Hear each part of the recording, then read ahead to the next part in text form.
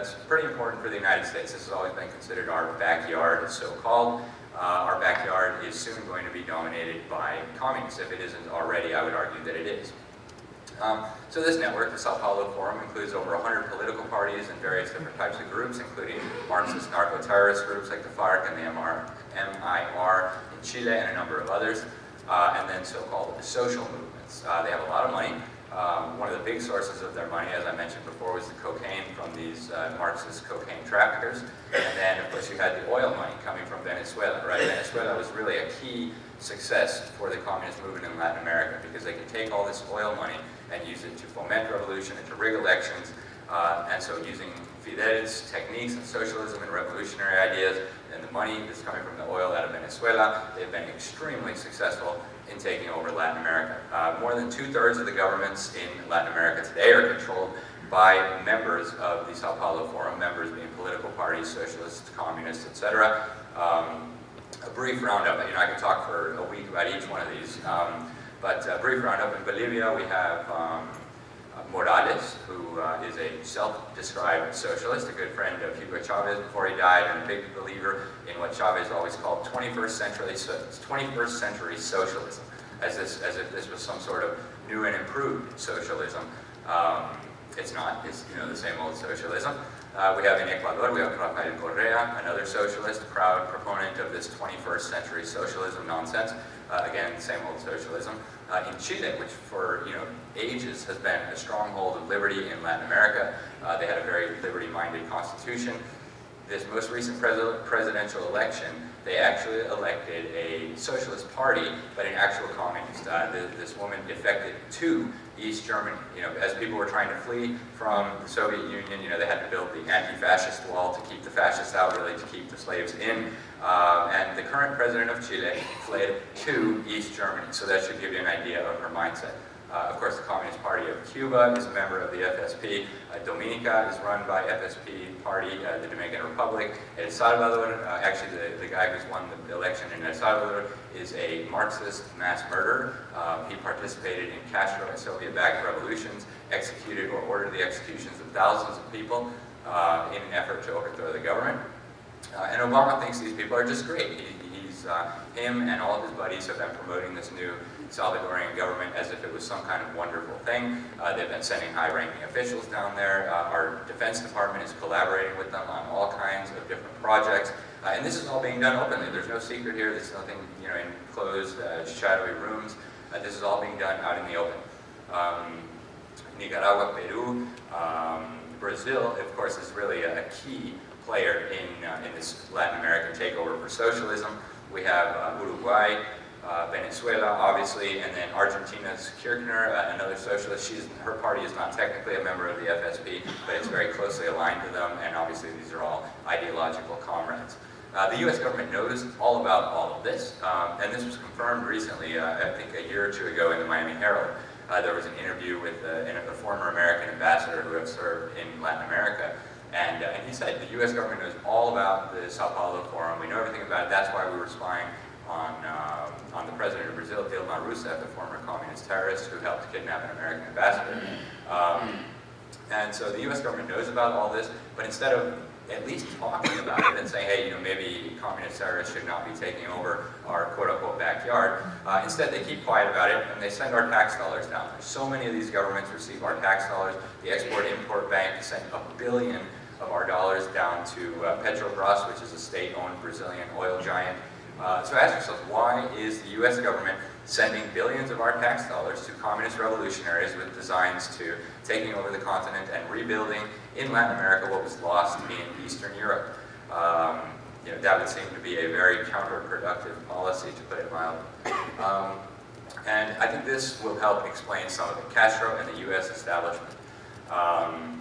So, the popular narrative, the popular mindset about all this is that Castro has always been an enemy of the United States, and, we've always been at odds with each other, and so on. That's not necessarily the case. Maybe the American people are disgusted by him, quite rightly, and certainly many members of Congress, quite rightly, are disgusted with this kind of behavior. But Castro also has a lot of influential friends here in the United States and around the world, and he has since long before taking power, and they're not only in Moscow. I want to give you guys a few examples, just kind of as a representative sample here. Um, Maybe you guys know about the Council on Foreign Relations. I'm not going to get too much into it. It's a very, very influential organization here in the United States. They believe essentially in world government, huge government, and basically every administration, whether Republican or Democrat, has packed their cabinets with CFR members.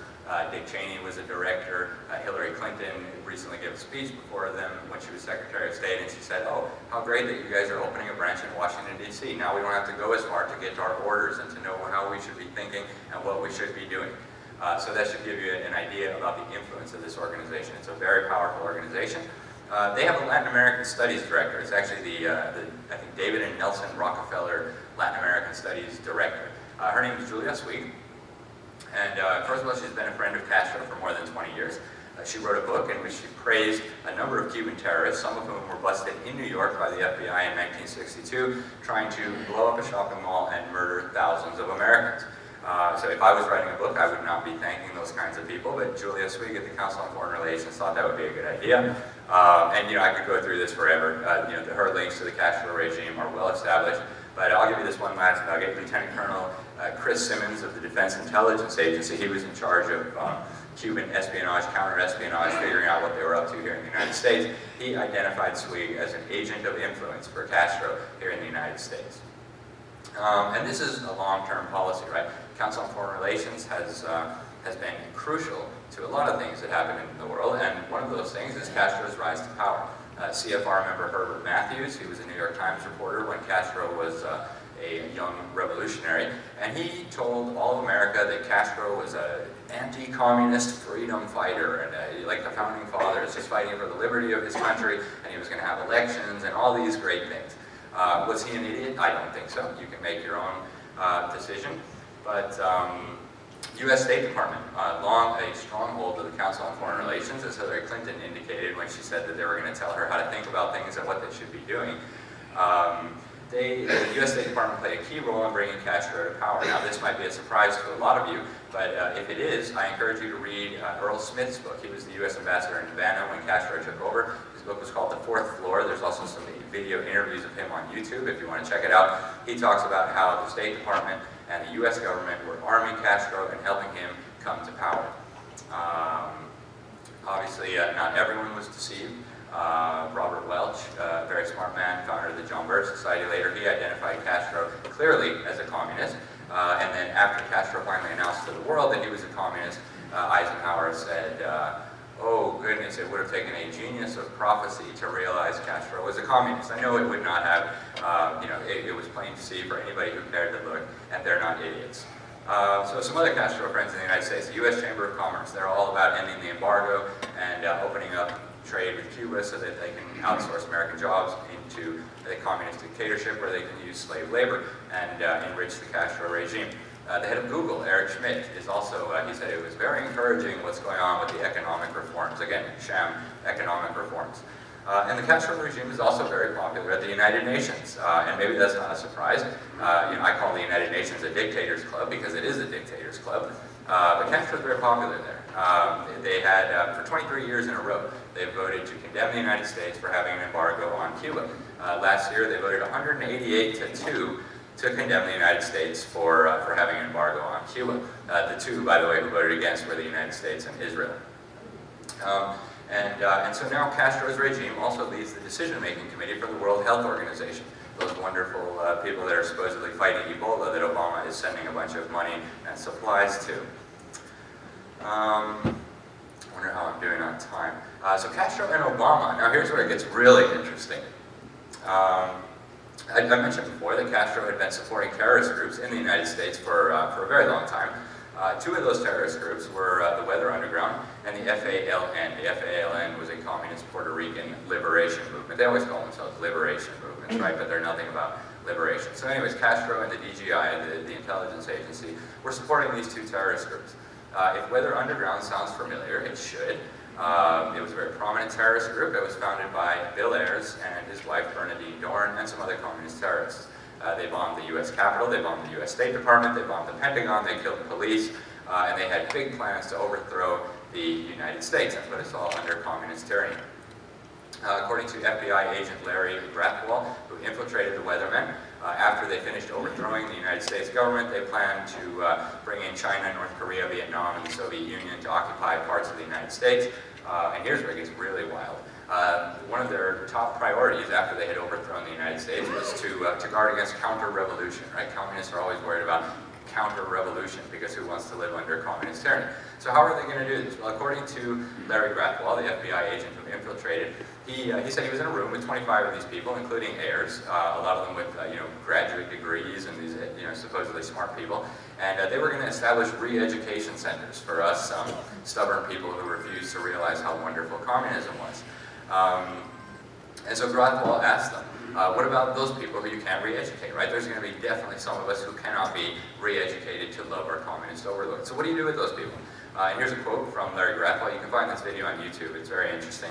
He says, well, they would have to be eliminated. They estimated that they would have to eliminate 25 million people. And when I say eliminate, I mean kill.